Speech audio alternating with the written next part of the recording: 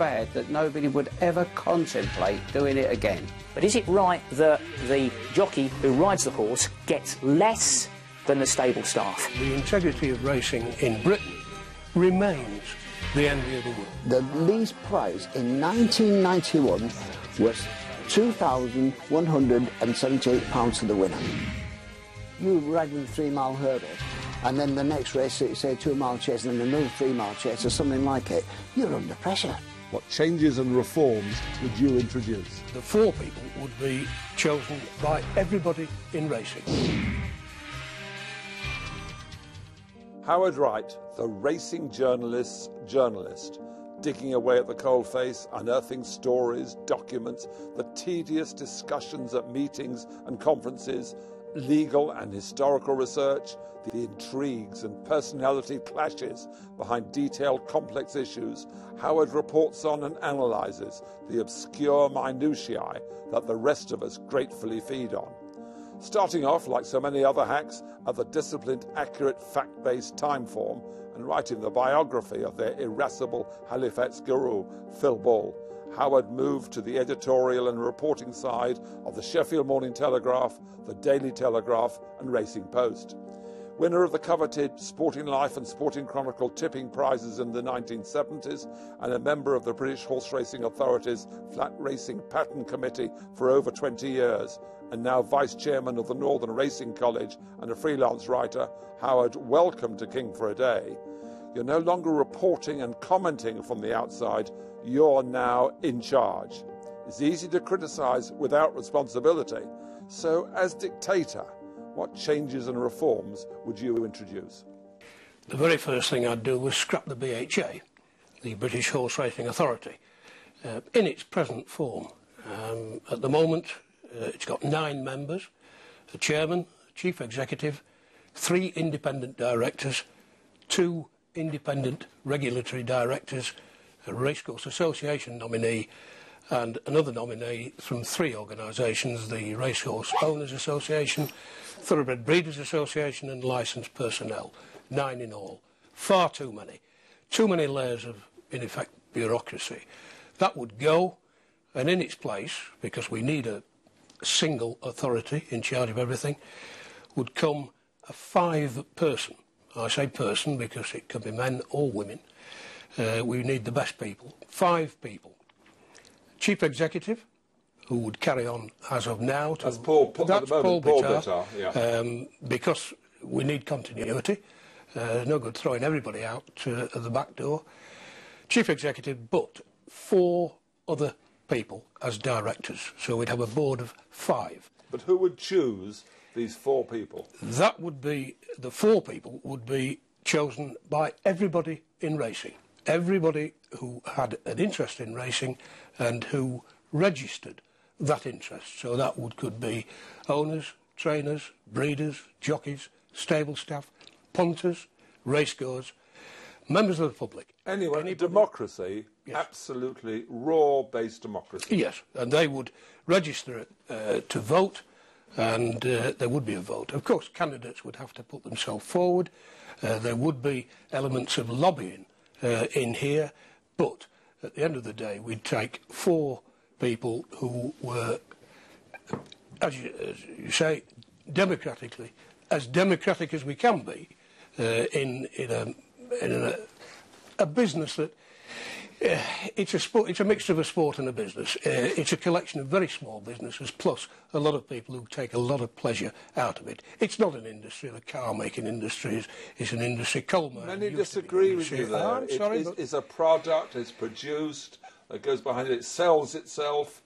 It's very similar to cars or washing machines. No, it's not, because its production is made up by so many different facets. You produce a car, and there are only so many people who get in there, and also only so many people make decisions on how that car is produced. The problem, as I see it over years with British racing, is that everybody's had to have a say, and the structure that I've been suggesting there is actually going to remove what I say is sectional interest in. So who would be the chairman of your democratic body? Well, first of all, we'd have the 4 non-executives, as I say, elected by everybody, and from those 4, the 5, including the chief executive, would nominate a chairman. Chairmanship is not an easy business. It's not a case of the chairman running the whole show. Being chairman is quite it has been in the past, and see where it got us. I mean, we had a chairman who people did say, wonderful, we've got a dictator here, he'll do what happens. Of course, Peter Saville, he had a vision, he didn't have a plan B. And so I'm afraid that failed in the end. His vision was increase prize money. That was the basic way to boost racing. Top and bottom, and to increase prize money by squeezing bookmakers. As I say, it didn't work. It founded on the European Court of Justice, and there wasn't a plan B. Hence, we were in a mess. So being a chairman is a matter of bringing together the views, etc., of the other people on board. If you got everybody involved here, couldn't you get some weirdo members and sort of factional interests? Will sort of, or the trolls would gang up on the internet to put in an equivalent of screaming Lord Such, that kind of thing. Couldn't that happen? I think there'd be a danger possibly of lobbying, but then we've had lobbying directly before, which has actually brought in a single nominee. But if the electorate was opened so widely, I think the dangers of that happening would be diminished. But wouldn't we have squeals from the Racecourse Association or the owners or the trainers or the jockeys that they weren't representative on this new board? Exactly, because we would have that squeals, I know, but my intention is actually to remove the sectional interest, the direct sectional interest, because it would be left to these 5 people, together with their executive in the BHA, etc. They would handle all decisions. So it'd be up to the other people, the trainers, the owners, racecourses, to lobby them. Exactly, just in the same way that lobbying goes on now. But, in effect, what power does the BHA have now? The money is with the racecourses, the media rights. We've got the levy board, which we'll come on to. What actual power now does the BHA have that you think they're not using correctly? It has the power to direct policy and strategy. The commercial element is quite an interesting one, because when BHA was devolved from the previous organisation, BHB, it was done in order to remove the commercial element. Now, one of the areas is actually fixtures. Which is an interesting element, because when the Jockey Club was running racing, it ran fixtures. When the BHB took over, it made sure that it kept on holding responsibility for fixtures. Well, the Office of Fair Trading comes in. Yep, sure. But BHA has carried on the BHB issue of devolving some of those fixtures to racecourses, but while retaining a number of the leasehold fixtures. That system seems to work quite well. You can't devolve all commercial aspects, because the fixture list is very much a commercial issue.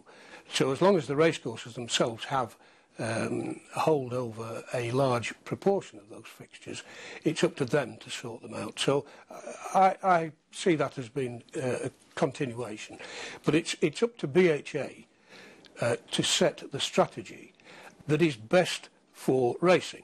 And the structure that I'm suggesting there is one that I think would help to put the interests of British racing, globally, generally, more to the fore, rather than, as I say, the involvement of sectional interests, which obviously are working for their own. The problem with sectional interests is that they change over time, and they change according to certain circumstances at any given time. When I sat on the race pattern committee originally for the Jockey Club, then the BHB, when it moved to the BHA, it was actually gelded and became part of the racing committee. The largest points of discussion were always around the sexual interests of owners and trainers at a particular time. It's the reason why condition races were introduced that drew 3 and 4 runner fields, because it was obviously in the interests of certain trainers to get races put on for those particular horses. It was no good for the betting aspect at all.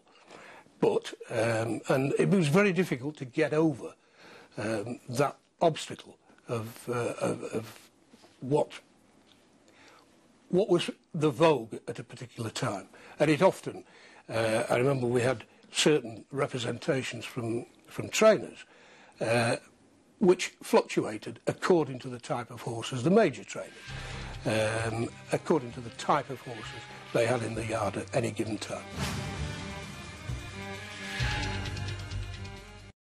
Putting in a tremendous late bid as they go to the line. Rebel Fitz with on the near side. Stan and James are at the races. StanJames.com.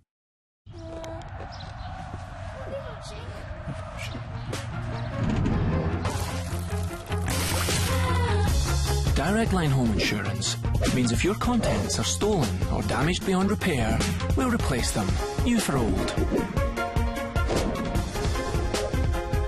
And right now, there's 30% off. It's good to deal direct, so take the Direct Line.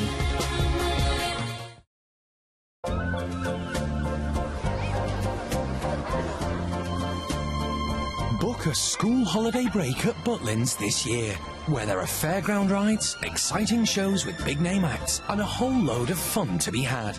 And the best bit is, it's all part of the price of your Butlins break. 3 glorious nights start from just £75 a person. For our best offers, call us on 0800 222 555 or go online at butlins.com today. Unlike some, National Accident Helpline has a no-win, no-fee, no-risk guarantee. Call 0800 556 557 or go to underdog.co.uk. I've got one. What's this? A joke? In front of her bosses? This was not agreed upon in the taxi here. This could ruin everything. But he tells it regardless. For he is full of the flavour that makes a man's inner confidence rigid, a peppered steak slice. Well played, friend. Ginsters, feed the man. You see, that makes me so mad. Oh,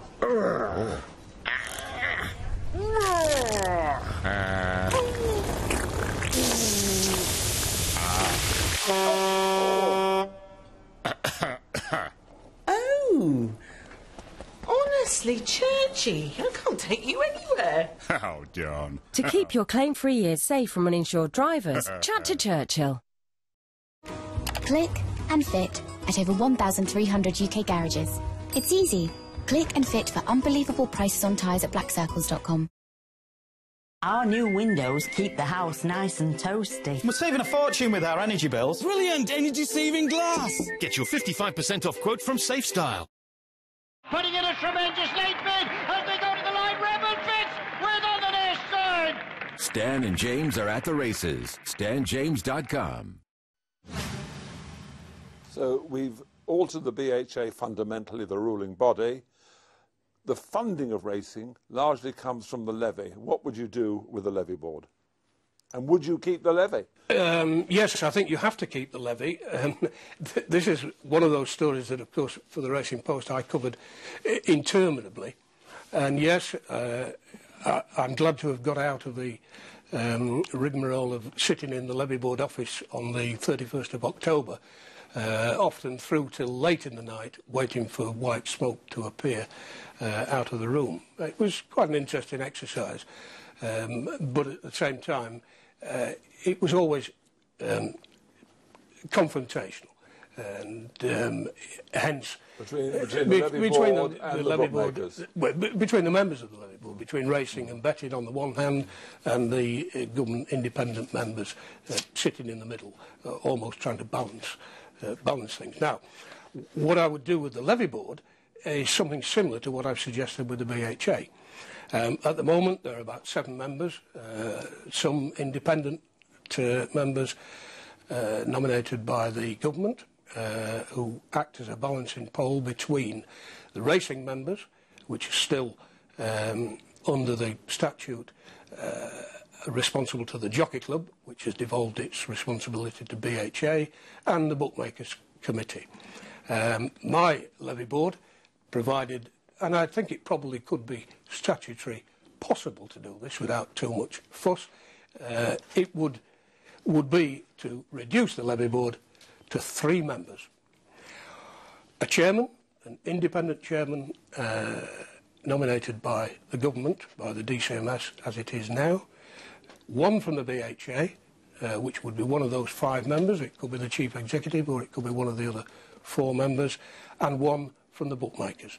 Again, removing several layers. So there'll be no trainers, no owners, no. Particularly some might own a horse, but there'll be no direct representation for them. No, they would simply be the people for whom setting the levy was vital, setting the levy for the link between racing and betting was vital. But Howard, many people believe in this modern era that the levy is an anachronism. It was brought in the 1960s by the toffs, who thought racing was special. We couldn't go for normal commercial agreements and negotiations. It had to be looked after by Parliament and by the people. Now, surely racing's got a product to sell, bookmakers want to buy it. It's like any other product. Why can't it negotiate in the commercial world? That's the question that's been asked for the last 5-10 years. Successive governments have said, we want nothing to do with racing. Fine, in an ideal world. What has not been possible is to get that mechanism sorted out. Now, what's happened, of course, over the last 10 years or so is that the media rights issue has become much more important. So, in fact, now the levy is only a small part, a relatively small part, of the funding that goes into racing. Media rights has become much more important and is a commercial mechanism between the racecourses and the TV. It's given the power to the racecourses. They've got the money. They're the commercial. Yes. They're the commercial operators. The BHA is not a commercial operator in itself. It may be composed at the moment of business people who operate in different areas, but we've seen over the years that once they get into a position with the BHA, many of them appear to leave their commercial sense behind them. The best way to leave this is to leave this to those people on whose livelihoods depend. Now they, as well as working out a system of negotiating with the TV companies and with the bookmakers to take pictures in betting shops, etc., and with overseas elements, that's their business. They will stand or fall by that. That's the free market. That's where the power lies with the racecourses, not with the BHA. No, that's why the commercial element, because as I say, the BHA is not strictly a commercial. It doesn't have to go out and earn its living, and the racecourses do. But the BHA, you would say, will be for integrity, for the rules of racing, certainly, discipline, that kind of thing. That is in good hands. It's in safe hands. It has been in safe hands for a long time. Now, we can criticise some elements of that, but the integrity of racing in Britain remains the envy of the world. You say that, but we've got Al Zaruni, we've got Eddie Ahern, for instance, the President Gerard Butler, very recent sort of things that have really dented the integrity and the belief that people have got that racing is straight. Well, I think racing is straight. What you find with the examples that have come out of that is that integrity is working. These people have been found. Now, you might say that there have been bigger cases in say since 2000, etc., and that's largely because of the paper trail that the exchanges have exposed. It's quite interesting that as I've gone around the world, there are a lot of people put up other authorities as being the exemplar for what happens. But those authorities are actually now finding or working their way through issues that British racing has worked through in the last 10, 14 years of the changes with online betting, etc., the moves towards overseas betting.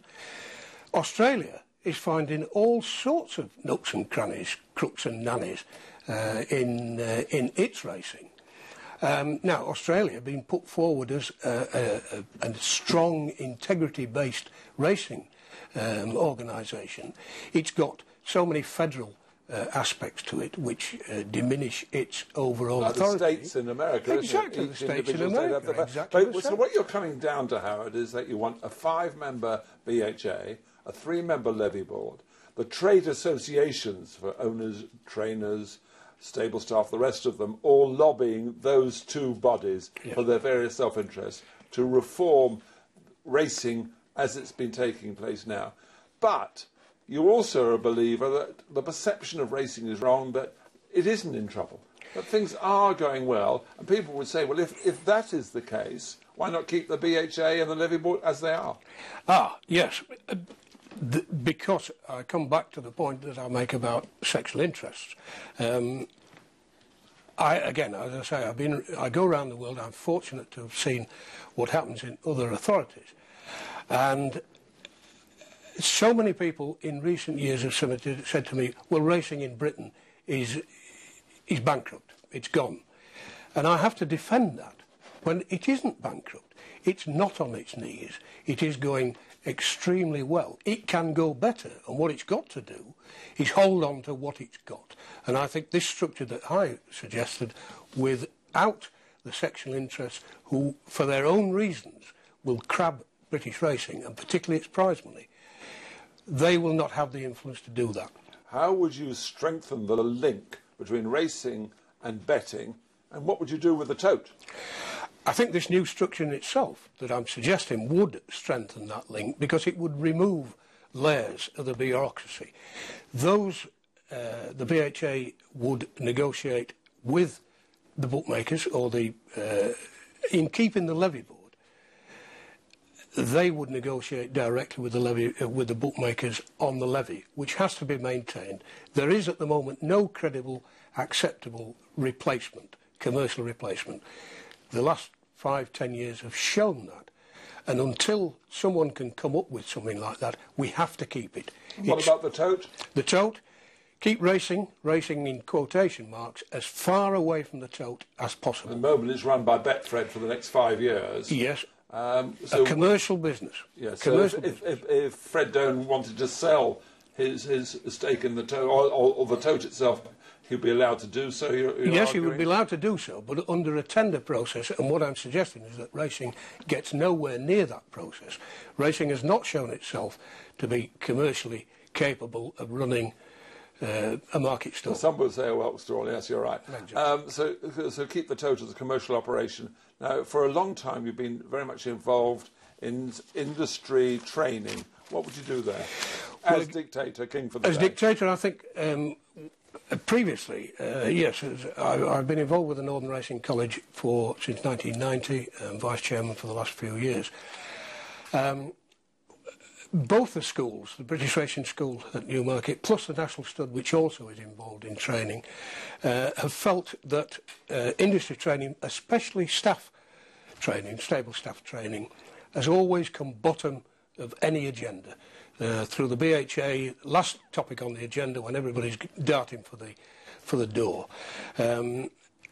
It is moving forward. Paul Bittard, as one of his many projects for review, has introduced industry education and training review, which is intended to bring back policy and strategy under the BHA, and under the new structure that I've suggested, that will have much more pertinence for these 5 people, but leave the 2 schools, or allow the 2 schools and the National Stud to implement the policy.